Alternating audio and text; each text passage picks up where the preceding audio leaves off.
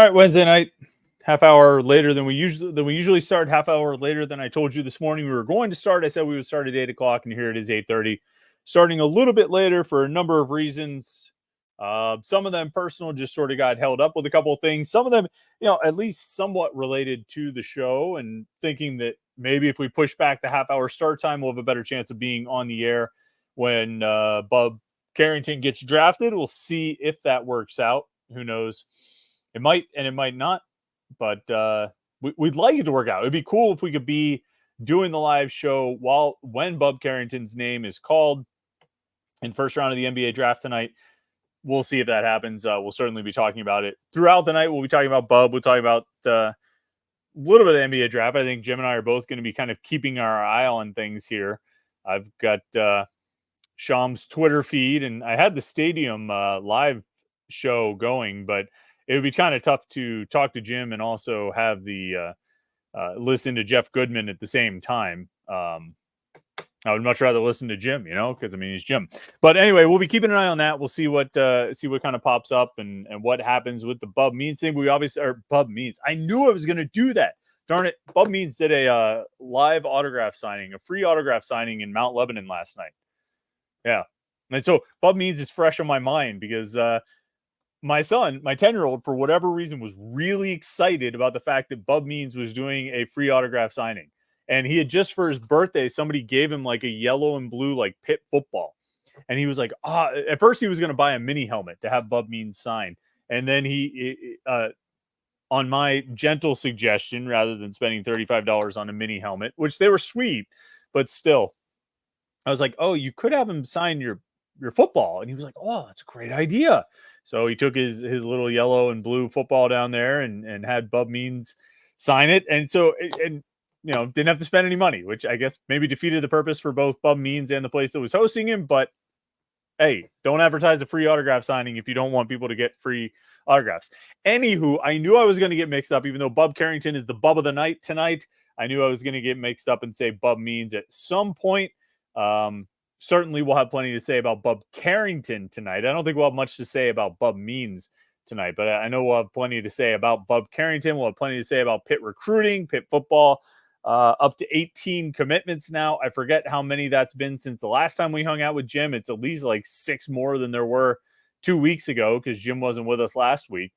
But anyway, lots to talk about there. Lots to talk about on the recruiting front. Lots to talk about on the Bub Carrington front. Lots to talk about with you in the comments and questions. Go to the chat screen right there. Post your comments and your questions. We'll have a little conversation. We'll go back and forth and talk about stuff tonight. If you have anything you want to ask about, anything you want to say, put it in the chat screen and we will discuss it. All right, let's bring Jim in for the evening. Jim, I got the screen messed up. There we go. Yeah. Bub Means did a free autograph signing in Mount Lebanon last night. And you were there. I was there. My son wanted to go. He had been in, it was like the card store, the card shop, Clubhouse Cards. And we were there like a couple of weeks ago and he was like, oh, Dad, look, Bub Means is doing an autograph signing. And I'm like, yeah. Did Bub recognize you? He did not. He did not. I wondered if that, but I guess it's like out of place. Yeah. I only interviewed him if you see certain people in certain contexts. He had glasses on, so maybe his vision wasn't as good. You know what I mean? But he was nice. He talked to my son and asked him what position he plays and all that kind of stuff. It was fun. It was a fun little thing. And Bub's a good dude. Yeah, he was. He's a nice guy, and we didn't buy anything. So like I say, probably defeated the purpose a little bit. But you advertise a free autograph signing. I mean, what are you going to do? We're going to take the free autograph, right? I mean, that's just part of it. So are you monitoring the draft here? What's your setup? Yeah, I switched seats. So I have a TV in the corner so I can watch the draft. So I'll be ready whenever the moment happens. If it happens. You have ESPN on or what are you doing? Just ESPN. Yeah. Okay. It was so I was like bouncing around and I think I realized like Tom's is probably he's tweeting out the picks ahead of time. So they have like a live show, the Athletic or Stadium, I guess it is, as a live show, and it's Fran Fraschilla and Jeff Goodman and Robbie Hummel. Oh wow. I haven't heard Robbie Hummel speak yet, and I still have the video up. I turned the sound off. He's not moving, so it might be a statue of Robbie Hummel. But anyway, and then Shams is like on location in Brooklyn or something. He chimes in every now and then, but it's funny listening to some of the, there's only 4 picks so far, and so far I've heard Jeff Goodman say about one guy, and it might have been Alexander Sarr. With some work and some time, he might be able to get his way up to being like a 15-8 guy. I'm like, that's the number 2 overall pick. Yeah. You're using the number 2 overall pick for a guy who might work his way up to 15-8. And then on the guy that the Spurs took at number 4, Stephon Castle, he's like, he's a guy that I think potentially down the road has a chance to be an all-star. Potentially down the road, a chance to be an all-star. The 4th overall pick? Yeah. This is what you're like. Don't you take the 4th overall pick to win you like championships? One would think. Yeah. Like the Wizards won 15 games last year. You need more than a guy who's going to go 15-8. Yeah. I forget if did the Wizards have the 2nd pick? They had the 2nd pick. Yeah. So they took the guy who maybe could work his way up to being a 15-8 guy.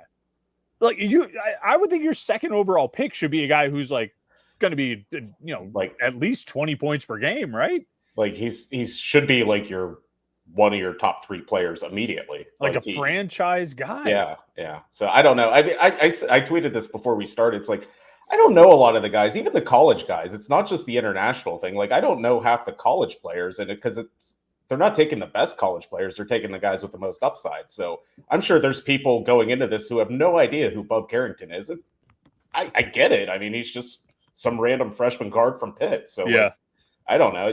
I feel like the TV watchability of this whole thing has gone down through the years. Yeah, maybe I don't follow the lead up to the NBA draft as much as like I watch like the NFL draft lead up. You know what I mean? Like there's storylines going. Like, is there an NBA draft equivalent of Mel Kiper moving his board every day? Like, does that exist in the coverage? I mean, I really don't know. I mean, well, ESPN has, he used to run draftexpress.com, Jonathan Givani or something. Okay. So he's now their draft expert. So, but yeah, there isn't like, I don't know, the NFL draft's like an event, even if it's kind of boring. Like for some reason, I'm still compelled to watch it. So right. I don't know. I mean, I guess this one's moving along. I think we're already through 5 picks. So, at least it's moving. Yeah. But like it's like 40 minutes in now, right? It started at 8:00. We're 40 minutes, so it's like 8 minutes per pick. That seems like it's a bit of a drag, but I don't know. I just feel like there's a lot of like, even if it's manufactured, it's like drama leading up. Like this guy's climbing the draft boards, this guy's falling. Like I don't know if that. And again, maybe I'm just not as tuned in or not as interested in the NBA draft process. But I don't know. Does that exist on the NBA side? I don't know. I mean, that's what I was wondering. Like, did Bob climb any boards? I didn't hear that. I mean, like, I think he did well at the combine, and people like him because he's young. But like, there was never that like day to day, like, oh, scouts love him. Everyone's talking about Bob Carrington today. It's like, you kind of heard about it, and that's kind of what it is. There's someone calling themselves YouTube user said Bub to the Sixers at 16. I know our guy Matt Steinbrink said he hopes he goes to Cleveland. Like, do you have what would be for a Pitt fan who wants him to be somewhat local? It's Cleveland or Philly, right? Cleveland's the closest team. Like, what would be the ideal place for him to go? Not necessarily for situation, but just for us to be able to keep up with him and keep an eye on him. Yeah, I guess Philly, Cleveland, probably the Wizards too. I mean, I guess like those are kind of like the 3 regional teams. And I don't know, it seems like there's a lot of Pitt fans that like, the New York teams are from New York. So I guess the Knicks too, because they're kind of, well, now they're Villanova Knicks, but like I think that's a team people follow. So I follow the Knicks, but I don't know. I mean, I guess Cleveland, I guess you could go catch a game if you wanted to. I've only ever been to one NBA game in my life. Yeah. When was that? There's a few. My friend used to work at the arena down in DC. So I went to a Wizards Kings game, and DeMarcus Cousins got thrown out. So that was that was the only thing I remember. But yeah, I don't know. I've just never. We don't have a team in Pittsburgh, so I've never really been to many games. Yeah, same. It's not easy to get to. I mean, although Cleveland's not far, it's a much easier drive than I give it credit for. I mean, you can get out there and back pretty easily, but still never really been compelled to go out there for a basketball game, I guess. But all right, I mean, realistically, he's not going to be like a top 10 pick, right? Top 15, top 16, top 20. How closely do we need to watch this over the next half hour? I feel like people started like mocking him around 14. I think his range seems to be 14 to 20. So we probably have a few minutes to talk about football. Talk about other things. Yeah. Right.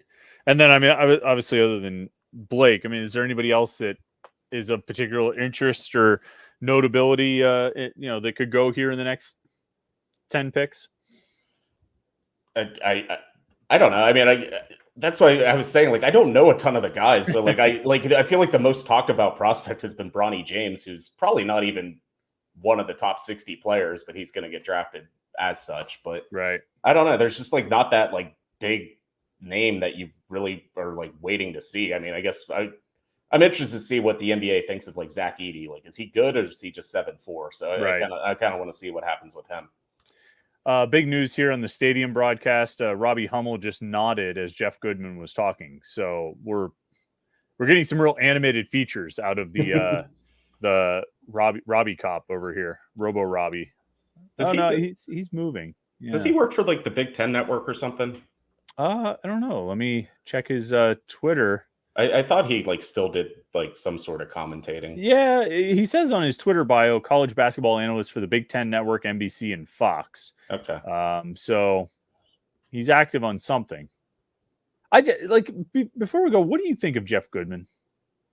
Well, I always remember him because I think he always made fun of Jamie Dixon's non-conference schedule, and so he was always on like Pitt fans' bad side. So I always just kind of remember him as a villain for Pitt fans. Like everyone like, oh, this guy's a hack, but I don't know. I guess he's fine. I feel like his visibility has gone down because he's not on ESPN anymore. But hey, you're still tuning into Stadium, so I guess something's working. But they just hired him out. He doesn't even list Stadium in his bio. He's just freelancing. He's the co-founder of Field of 68, the only place to go for college hoops. There's according to his Twitter bio. Yeah, I feel like there's a lot of places to go, unless that's one of those jokes. There's the one podcast that's the only college football podcast or something like that. Is that Split Zone Duo or something? Yeah, those guys. Yeah, the world's only college football. I mean, I used to make that joke. I'd be like, you're tuning into the only Pitt sports podcast in the universe, because at the time it was. There were no other Pitt sport. This was 5 years ago. I think every now and then. Cardiac Hill, did they have a podcast for a little while? Yeah. Being Corey Cohen, we used to do one. Right. And so, but when you guys weren't doing that, it literally was the only Pitt sports podcast in the universe. And so I used to do that. That was factual. These guys are just, I don't know, kitschy. But anyway, let's see. Josh Newark says, I see there's currently bad weather in Pittsburgh. Can you live stream us some tornadoes? Pitt talk while Twisters are outside. We'll take Panther-Lair to the next level. I think we got a tornado warning somewhere in Allegheny County, Jim. What's happening in, what is it, Cambria County? Is that where you're at? What's going on out there? Any inclement weather? It seemed like it got real gray. It seems like it's about to rain. So I'm guessing the tornado is going to blow from Pittsburgh to Johnstown. So it'll start at your house. It'll end at my house. Okay. Well, the Panther-Lair studios are below grade, as they say. So I think I'm already in the safest place. So I think we'll be safe here. And I really don't. Kind of looks like it's still a little bit light outside. I was driving in it, and it was a complete disaster an hour ago. It was real bad. There was it's driving through standing water and that kind of thing. But I think it's cleared up a little bit. Hold on, my stadium feed was buffering, so I had to refresh. You know how that goes, because I think it's just on Twitter. I think they're just streaming this on Twitter, but they have 1 million viewers, so obviously it's working. But it's not like it's a YouTube live stream or something. Maybe we should do that sometime. Should we stream on Twitter? Yeah. Is there an upside to that? I don't know. We could broadcast. I don't know. We both have a lot of followers on Twitter, so someone might just accidentally click on it. Yeah, all those porn bots will tune in. Let's see. TRR says, thoughts on the O-line recruiting due to the Panther-Lair offensive line gurus. So down on the recruits and the position coach. All right. So, Pitt's got 3 offensive line commitments, right? Great. 3 announced offensive line commitments, 2 guards and a tackle. The tackle is a kid from England who's been playing football for 2 years and had 1 other power conference offer. The 2 guards, they have any other power conference offers? No. Torian Chester and Shep Turk? No. No, so that's the concern, I guess. Yeah, this is our concern, dude, and it's understandable. Because look, like, people on the message boards don't always make good points, but sometimes they do. And one point that people often make, and they've been making it for a long time, is like, okay, rankings are subjective. They're made by people who are not professional coaches, stars and this kind of thing. You can go back and forth on it. But like, offers are offers. And if they're legit committable offers, then okay, you want to see your team getting kids who are coveted by successful coaches and successful programs. Like, that all passes the smell test for me. That makes perfect sense to me. And these guys don't have it. Like, and there's no way to really like talk around it. Sure, I can tell you that, well, part of the problem with Akram El-Nagmi is that he's from England and he's only been playing football for 2 years, but I'm not sure that exactly speaks in his favor, that he's only been playing football for 2 years and he's from another continent where football is actually a sport played with feet. So I don't think that necessarily speaks well of him to sort of, ignore his lack of power conference offers, even though he's the only one who actually has a power conference offer, because he told me he had an offer from Virginia. I have no proof of that actually being the case, but that's what he told me. So we go with it, right? I can't deny it. But there's always a certain element with Pitt recruiting offensive linemen in a lot of positions, but certainly offensive linemen, where it's all projection. It's projection for everyone, but they're going to have to get it right. They're going to have to be right in what they see, that they see something they can grow and develop into workable, serviceable, effective players. And if they're right, they'll get good linemen. And if they're wrong, well, they got to go to the transfer portal. And like, I feel like this has been the case forever. Like, when was Pitt's offensive line recruiting great? I think they did a decent job under Paul Christ. Dave Wanstead had his moments. And I'm not just talking about like the results and what the guys turned into, but just like the actual recruiting and winning the recruiting battles. It's never been a strength, because the best offensive line prospects in the country go to the top 10 programs. The guys who are ready to come in and start as a freshman go to those schools. Like, that's just sort of the reality of it. So for everybody else, it's projection, and you'll get some right, you'll get some wrong, and everybody sees the guys that they like. And that's just the nature of the game. Yeah. I mean, I think that's offensive line is always a position where more often than not, you're going to redshirt. So you are at least projecting at least 2 years into the future whenever you're looking at these guys. So it really comes back to me for the offer thing. I mean, obviously you want to win recruiting battles over pure schools and, the types of teams you're playing. And I thought the 2024 O-line class did that. I thought they had some good recruiting wins. I thought Caleb Holmes was a good prospect. Mo Schmeranzer had he picked Pitt over Miami, Virginia Tech, West Virginia. Like, those are the battles you want to win. So they don't have anyone like that in this class. That's not to say that they can't be good. I mean, because you get a guy like Shep Turk, he was like, all Pitt had to do was offer him and he was going to come to Pitt. And like, there could have been a chance this spring that he would have picked up more Power 5 offers, but like, he's like one of the leaders of the class. Like, he's Mr. Pitt. So like, he is, he just never had that chance to add more offers. But like the rest of them, yeah, I get it. And they brought in some other offensive linemen for visits this month. And, I think we're still waiting on some decisions, but like, their offer sheets weren't all that great either. So I don't know if I put some of that into, Jeremy Darveau. Like, this is his first year recruiting for an FBS program, a Power 4 program. Like, he's never, recruit at this level. And like, yeah, you still recruit the same schools, but you don't always recruit the same caliber of players. So I'll give him a year or two to see what he can do. I mean, I don't think, any assistant coach, it takes a year or two to kind of build these connections. And, you see right now they're offering so many players for 2026. Like, they're getting a whole year to start recruiting these guys. Like, again, like a lot of like this offensive staff, they jumped into it like in February. So they had to like build these connections, invite them to spring ball, and like get an official visit set up like pretty quickly. Like, usually this process, you have a year, and they had a half year to do it. I think that's important. I think that's a really important point to keep in mind with all the recruiting from these guys. Like, I think there's a lot of rushing to judgment about the recruiting ability or prowess of Cade Bell, Lindsey Lamar, JJ Laster, Jeremy Darveau, and Jacob Bernowski. And some of those questions might be valid, and I have questions myself. But there is something to be said for they just started. I mean, there's literally no carryover from the previous staff. If you just had one or two guys carrying over from the previous staff, you could maybe hold on to some of the connections and relationships you had already built. But I mean, these guys are coming in with the connections they built, recruiting for Western Carolina, recruiting for Howard, recruiting for Miami of Ohio. And where was JJ? JJ Laster was at Western Carolina, right? I think, right? Yeah, no, yeah, he was. Oh, okay. He took Old Dominion for like 2 weeks, then he came to Pitt. Oh, okay. Gotcha. Yeah. All right. You froze up a little bit there. I thought maybe the tornadoes hit you. Well, it's actually, I don't know if you can hear it. It's actually like happening right now. Oh, okay. Yeah, I mean, I can hear that your signal is breaking up. So, I don't know if this is how it looks outside, but that's what it's starting to look like in Johnstown, I guess. But anyway, well, if we lose you, we'll effort to bring you back. But anyway, yeah, there's no connections, and so they're starting from scratch in December. I mean, it's 6 months of recruiting to even get the guys that they've got here. We'll see what kind of group they can put together for next year when they've got a year to build the relationships, when they've got a full season to kind of recruit from. We'll see. And so I don't know. It's hard for me. Like, again, with the offensive line in particular, I tend to go with the offers. I think that's a valid way to try and evaluate it. Otherwise, you just kind of wait and see. And with O-linemen, like you said, you're probably going to wait for a while. Another UConn guy drafted.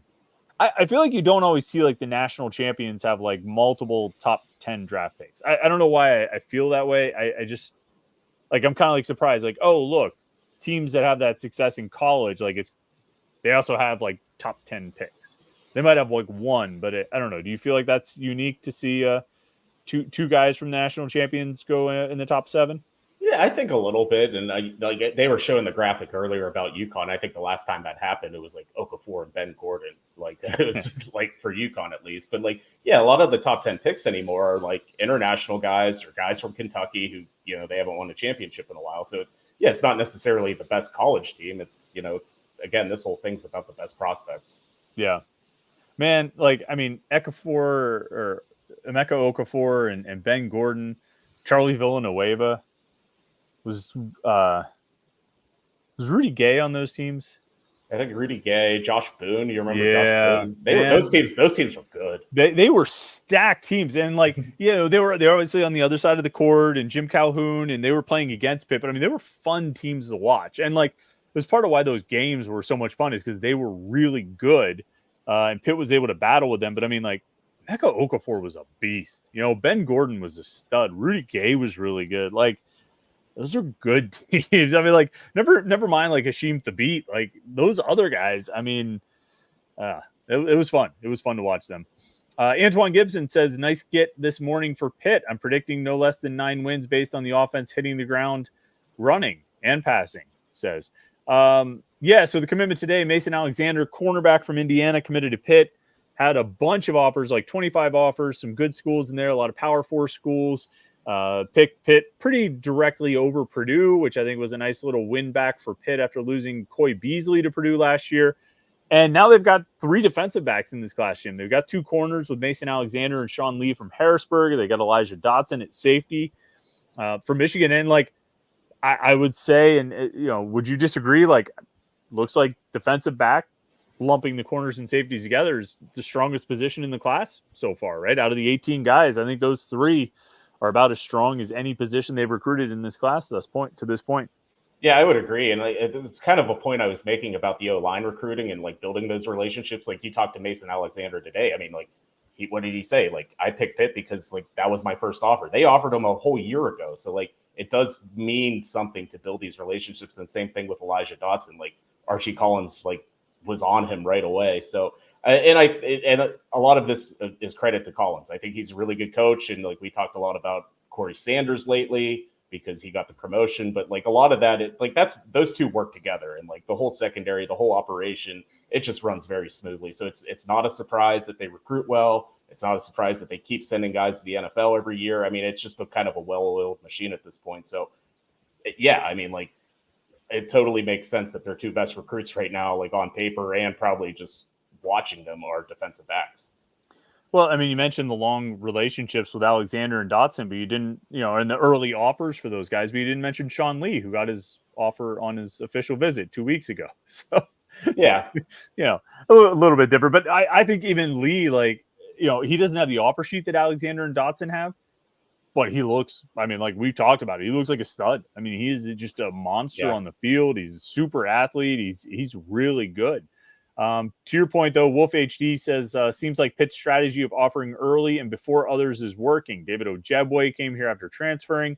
Elijah Dotson and Alexander, like you said, they all cite this as a reason for committing. I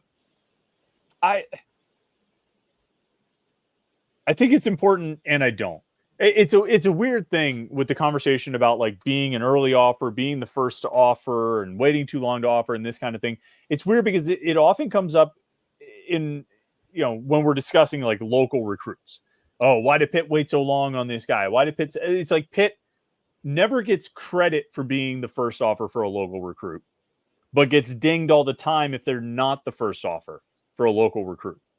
You know what I'm saying? Like there's a weird, like, damned if you do, well, not damned if you do, damned if you don't, but like, apathetic if you do and damned if you don't would be the way to say it. You know what I mean? Like, I see guys getting celebrated for picking up their third offer from Kent State or something more than their first offer from Pitt. It's part of a weirder, larger dynamic of Pitt and local kids and people around local kids and just sort of the general perception of Pitt. And we could probably spend a whole hour talking about this, but it doesn't seem to matter as much to local guys, but guys out of the area do seem, I don't know, it seems like it resonates. It does, like you mentioned, I mean, with Alexander and Dotson, I think they do tend to remember. Now, you can't just offer and be like, well, we were the first to offer. I hope they remember it. I mean, what Mason Alexander said is he talked to Archie Collins once every like 2 weeks, and they would talk about football and they would talk about life, and they would just be in this ongoing conversation, just sort of always talking. And so it's not just about offering, but I think it's about building that relationship early, which is probably one of the things that Collins and Sanders do really, really well.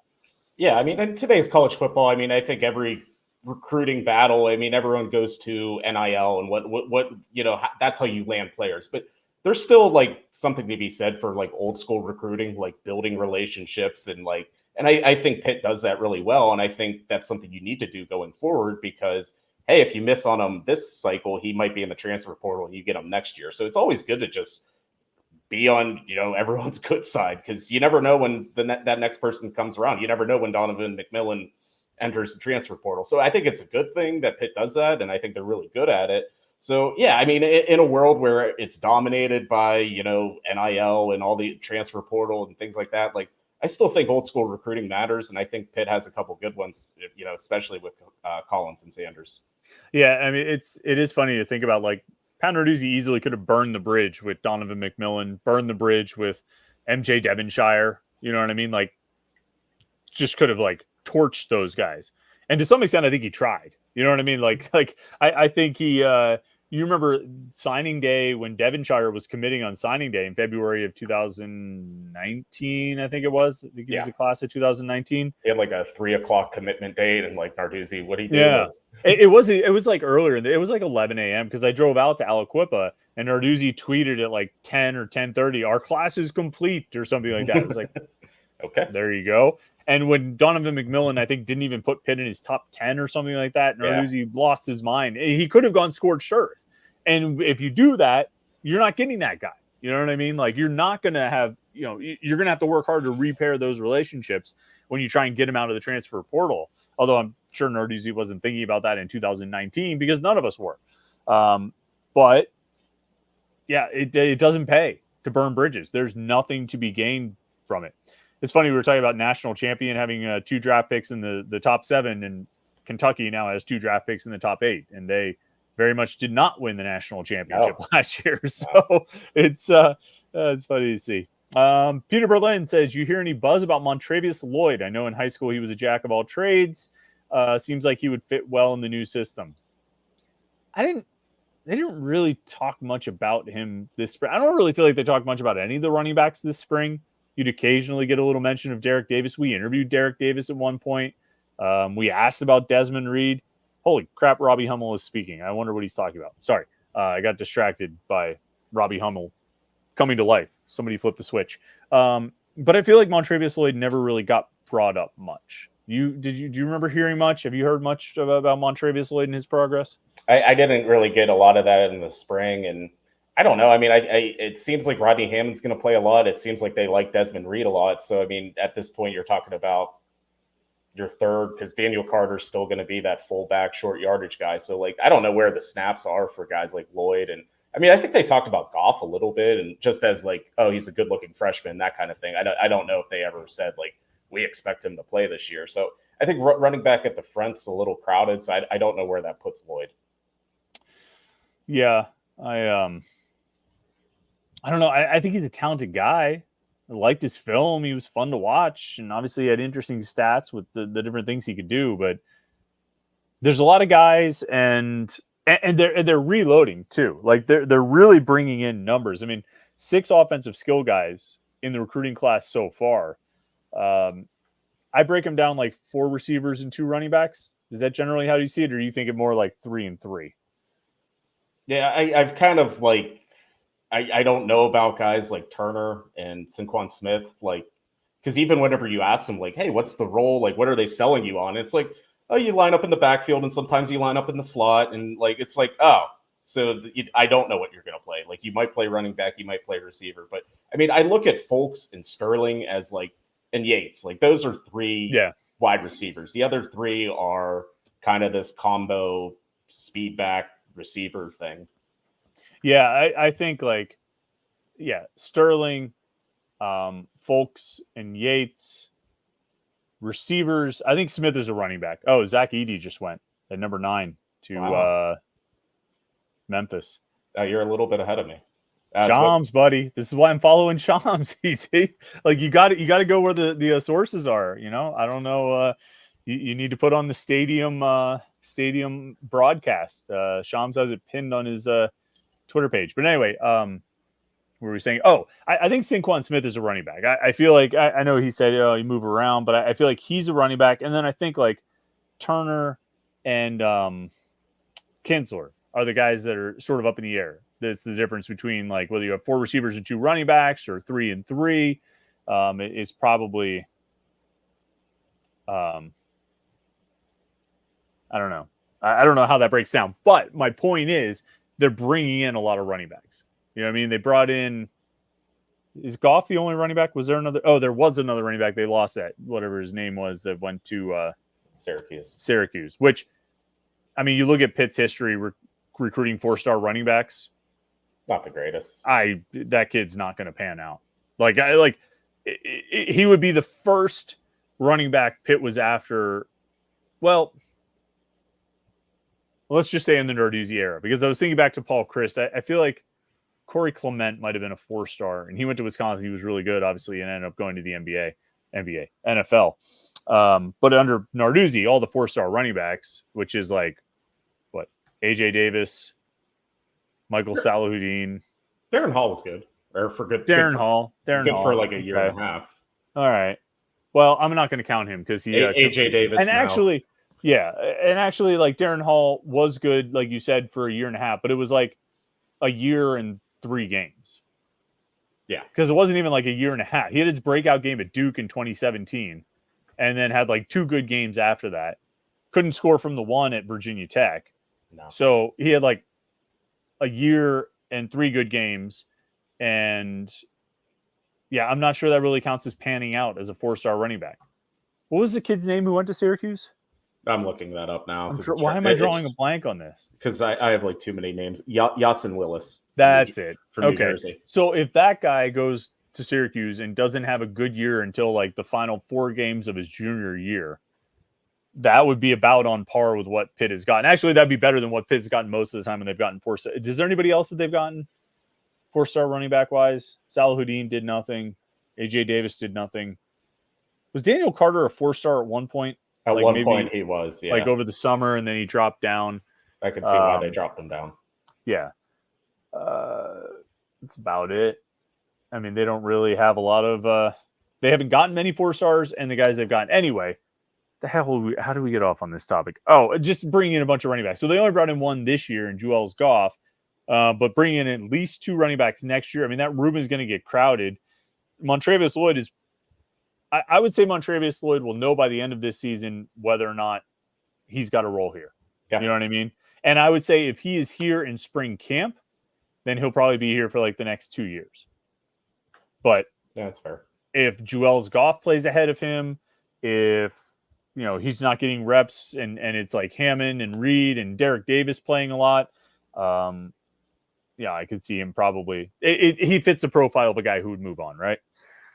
I would say so. I mean, you'll find out right away. And I mean, Hammond moves on after this year, but yeah, there's still going to be a lot of guys around next year, I would think. Yeah. We were talking about Jeff Goodman.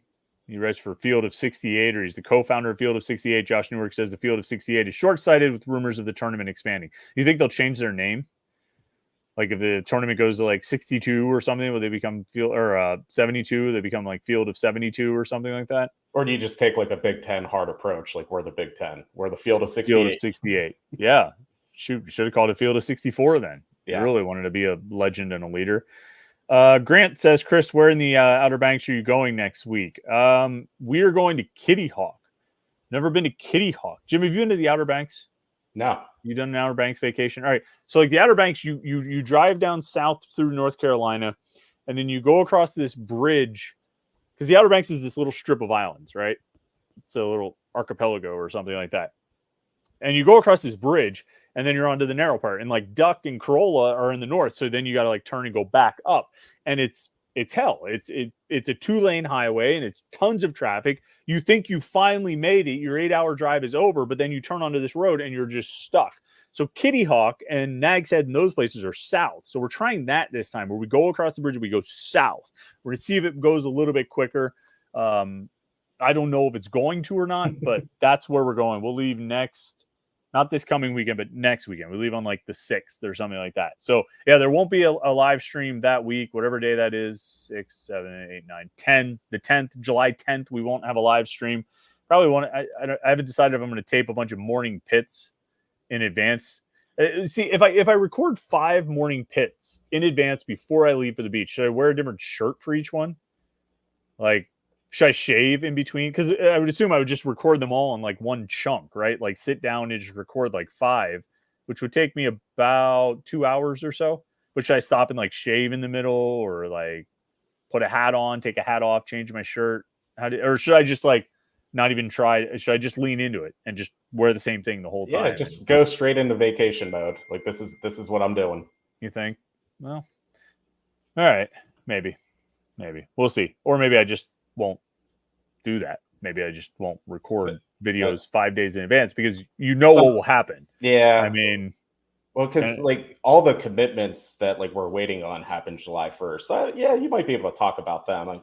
Yeah. I mean, we'll be clear of like the recruiting news. I think things will quiet down by that week. But if something big happens, legal issues or coaches or something like that, then like I feel like a goofball releasing a video where I'm not talking about the big story. Maybe I'll just bring the microphone to the beach and like have a beer. I need to sit down and like sit out by the pool and record a video. Like maybe we'll go on location. Maybe we will do a live show on Wednesday night. Be about 10 White Claws in and see what kind of stories we can tell, All right. Josh Newark says his wife was listening to the live stream, wants to know if Narduzzi making $6 million per year is a worthwhile investment. Well, first of all, Josh, I mean, shout out to you for having a wife. I mean, kudos to you on the family. That is relatively interested in Pitt football too. Yeah, I mean, like you're sitting here still through like 40 minutes of this as we talk about the NBA draft and high school recruiting. Is Narduzzi making $6 million per year? I don't even know what is. Is that the number now? Is that what we're going with?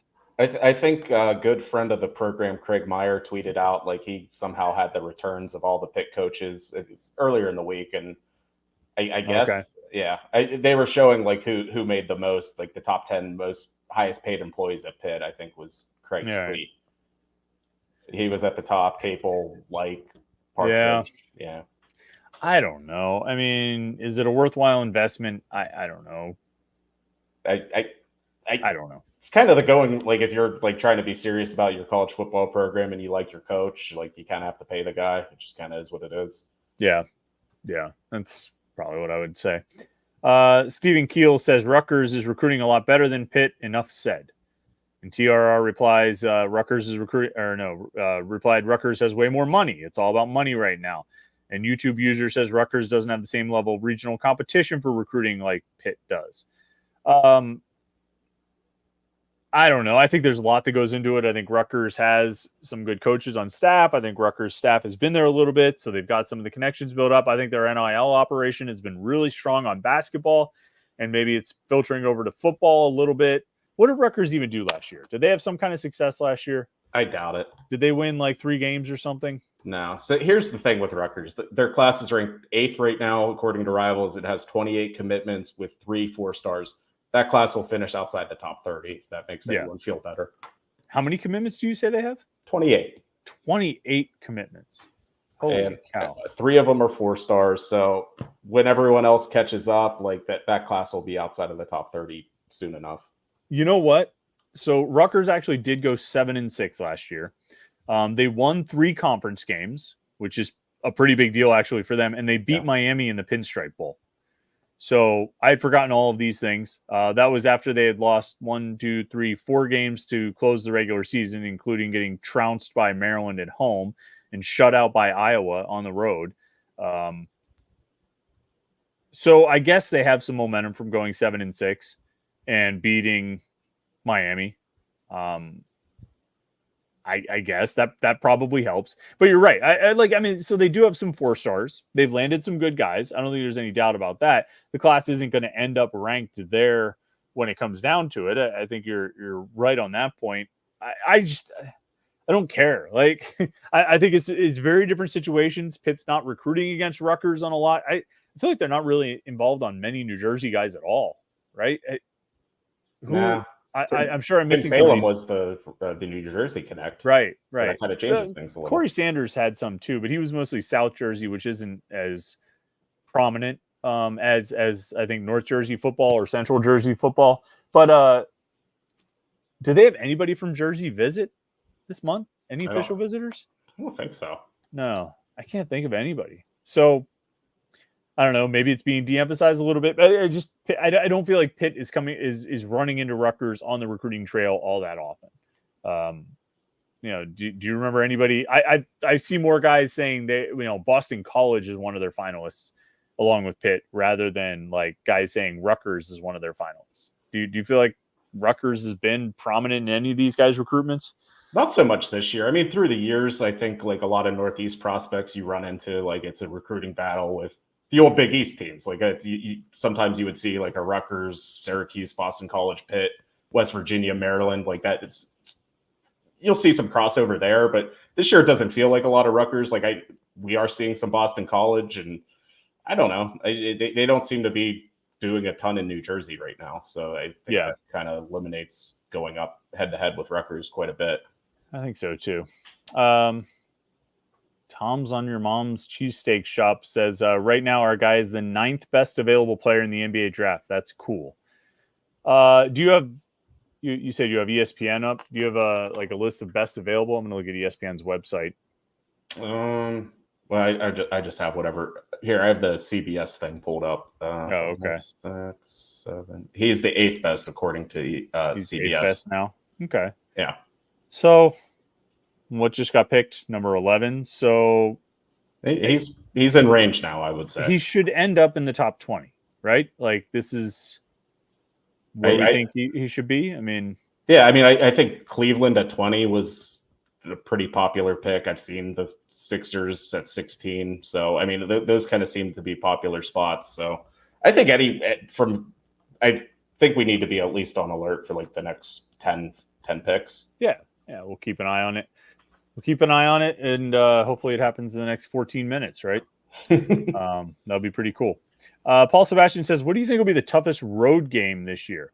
Let's look. What are our options? Cincinnati, Louisville, North Carolina, SMU, Louisville, and Boston College. Unless I missed one. There's some tough ones in there. SMU is going to be a tough road game. Louisville is going to be a tough road game. North Carolina is going to be a tough road game. Like half of them. Yeah. You know? I would say Carolina just because like historically Pitt's really bad in Chapel Hill. Yeah. I'm going to 3 of them, I think. At least 2, maybe 3. Which 2? Cincinnati and Louisville are in the plan. Or no, Cincinnati and North Carolina are definites. Louisville's a maybe. It's too bad those games aren't like back-to-back weekends. I mean, that'd be really convenient. I mean, you would have to stay out there for a week. I have family in Columbus. I could make it work. Yeah, but I mean, like I feel like you can like look across the river from Cincinnati and see Louisville. I feel like it's that it's that close. Yeah, there's a lot of tough road games in there. I mean, I think like what's the easy road game? I mean, Boston College shouldn't be too tough. Boston College, SMU. I mean, SMU was what 7-5-ish last year. I mean, I think there's a lot of like hype around SMU. But they lost to Boston College in the bowl game. I thought like a bad Boston College team beat SMU, and I know bowl games don't matter because SMU's best players probably didn't play. But yeah, I don't know. Maybe it just seems like there's a lot of momentum around SMU right now. Maybe for their like NIL and their donations and all the money they're raising and how excited they are to be part of the ACC. So Pitt has they have 5, right? 5 road games. Yeah, that's what I'm counting.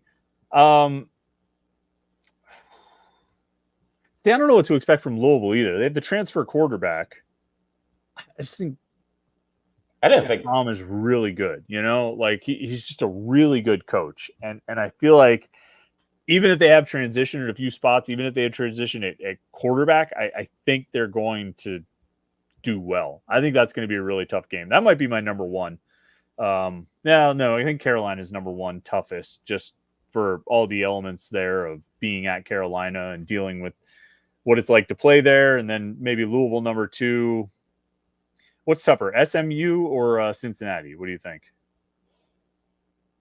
I guess SMU. I mean, I think Cincinnati's probably a tough place to play because it's like early in the season.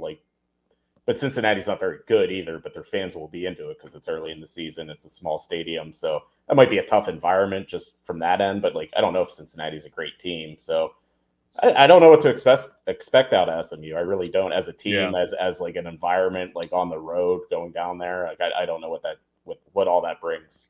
All right, okay, so 12 opponents. Let's take out Kent State and Youngstown State. So the other 10 teams, power conference, like you just said, I don't know what to expect from SMU. Which of these teams do you have any idea what to expect from them, other than Boston College and Virginia probably being bad? I mean, I think Louisville's going to be good. Like they were pretty good last year, and like for all the reasons we said, like Brom's a really good coach, and it's not going to take him long to get that thing rolling. So I don't know. The ACC kind of is just what it is, and unless you're playing like the good team, which last year was Florida State, and it's probably Florida State again this year. So I don't know. It's just ACC football. It's kind of everyone to shake them up, and however it lands. It's ACC football, and it's also college football. I mean, the player movement. I mean, there's just so much that you just don't know who these teams are, who they're going to be, who's going to be good, who's going to have the best player here or there, which transfers,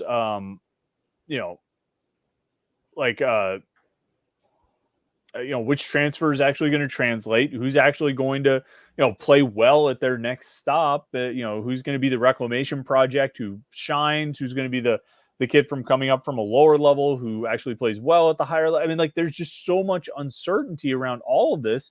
That's kind of what I was getting at is like you said, I don't know what to expect from SMU. I don't know what to expect from West Virginia. I don't know what to expect from Cincinnati. I don't know what to expect from Carolina. Do they have another Drake May or Sam Howell quarterback? That seems like a tough sell to believe they do. I have no idea what to expect from Cal. I don't know what to expect from Syracuse. They sucked last year. How are they going to be any better this year? Oh, because they got the Ohio State quarterback, which, okay, he's not going to be playing with Ohio State talent, but we'll see what he can do. I don't know what to expect from Clemson this year. Clemson has not been heading in the right direction for the past 3 years, 4 years.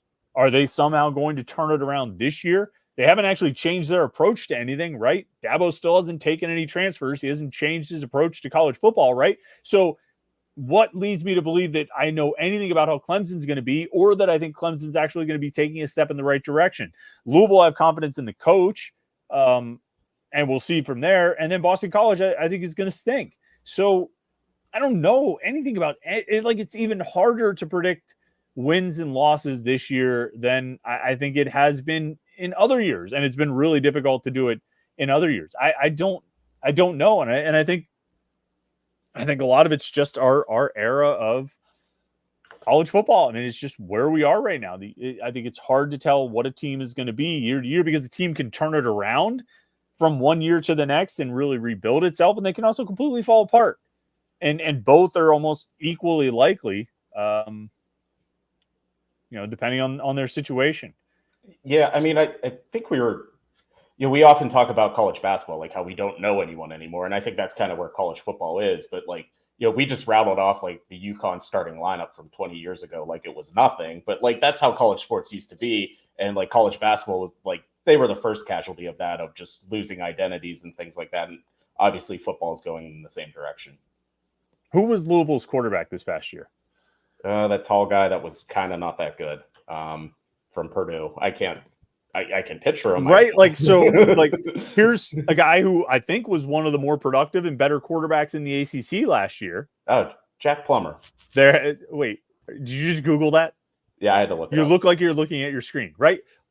This is one of the better quarterbacks in the conference last year, and we can't think of his name. Now, we remember Drake May's name. We remember Sam Howell's name because they played here for multiple years. Jordan Travis was here for multiple years. Yeah. These guys who are just one and done, nobody else in the ACC right now. Let's say you polled 10 medium to high medium interest college sports fans in each of the ACC's other 13 markets last year. Okay. So 130 people.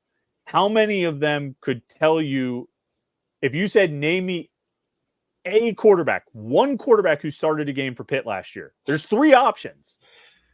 How many out of 130 people in the ACC markets? Just take it down to the teams that Pitt played. Yeah. 8 markets, 10 people in each market, 80 people. How many of them could come up with even just one of those 3 names?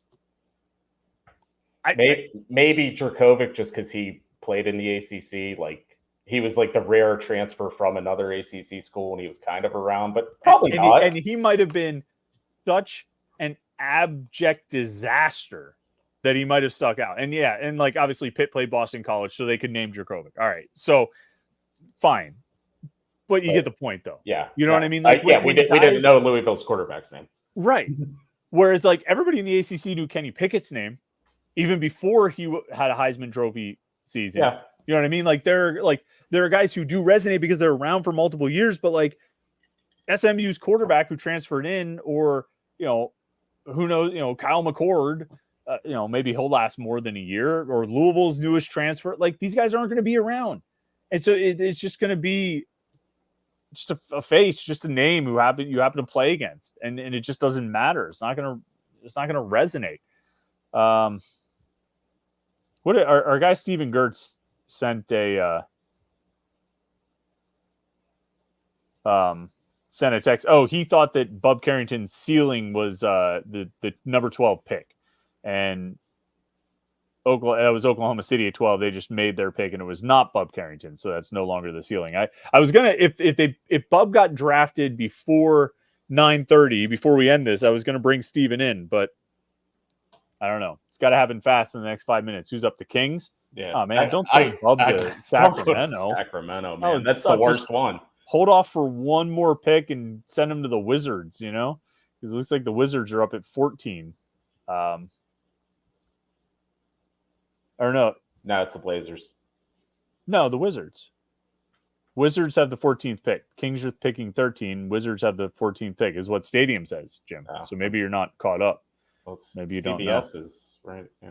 I don't know. Yeah, Kings 13, Wizards 14, Heat 15. Sorry, man. But CBS is wrong. I'm seeing. So you're on CBS now? Why wouldn't you just stick to ESPN? I'm looking at the app on my phone now. Oh, that's even worse. All right. Let's see.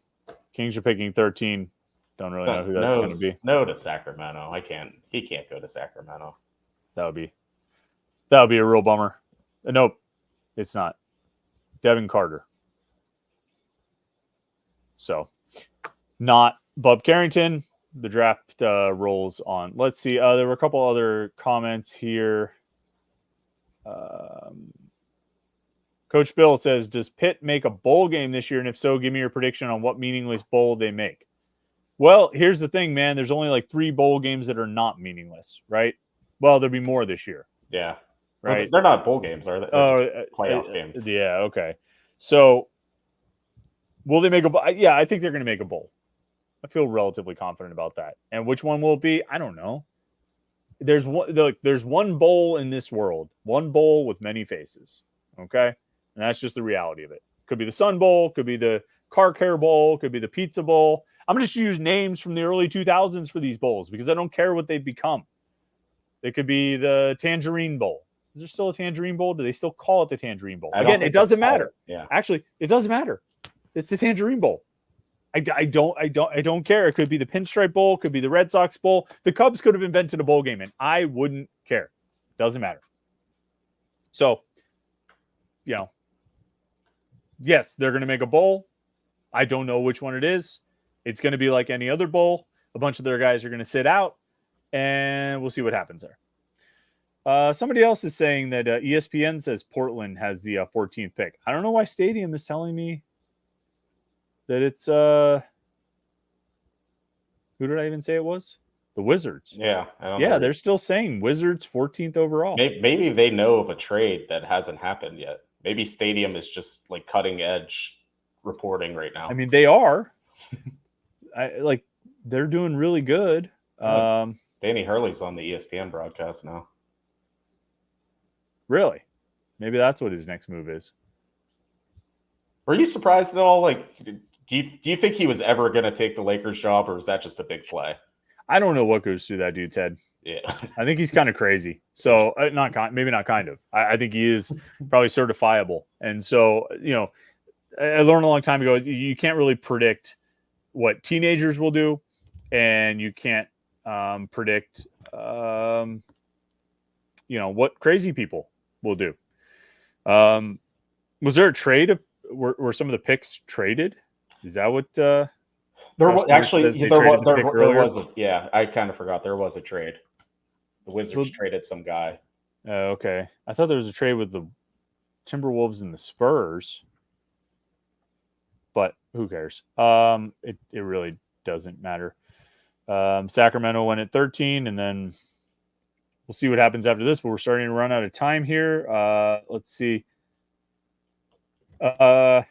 Comment here from Tom's on Your Mom says, with today's new rules, I'm going out and putting millions into a quarterback, the rest into an offense and defensive line. The rest could get NIL deals from car dealerships and live-in furniture.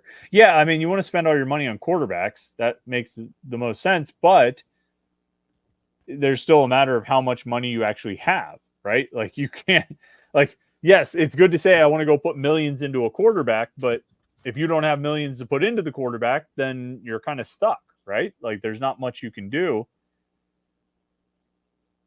Yeah, I mean, I guess. Okay, so do we get the settled pick on the Stadium is, talking about the trade now, but they're making it sound like it happened recently. It seems like it happened a while ago. If your stuff was updated, ESPN has the Blazers on the clock.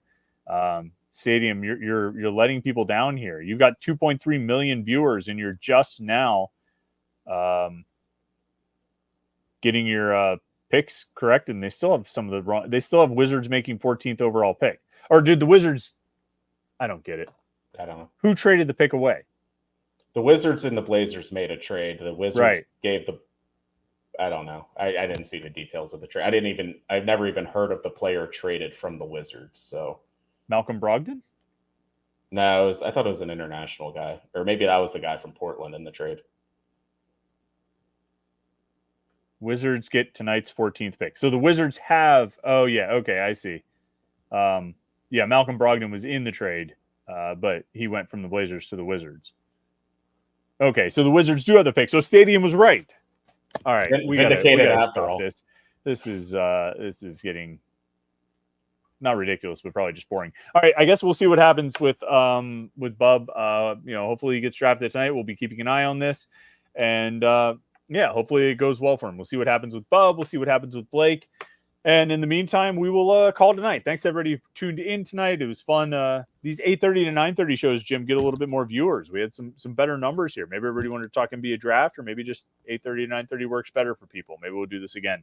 Either way, thanks everybody who chimed in with the comments and the questions. It's been fun to do this as always. Jim, thank you for your time. Everybody, make sure you like this video and subscribe to the YouTube channel, youtube.com/Panther-Lair.com. And then check out the website, Panther-Lair.com, for all of the Pitt sports news you can handle. Thanks again. Have a good rest of your Wednesday night, and we'll catch up with you in the morning on the Morning Pit. YouTube.com/Panther-Lair.com.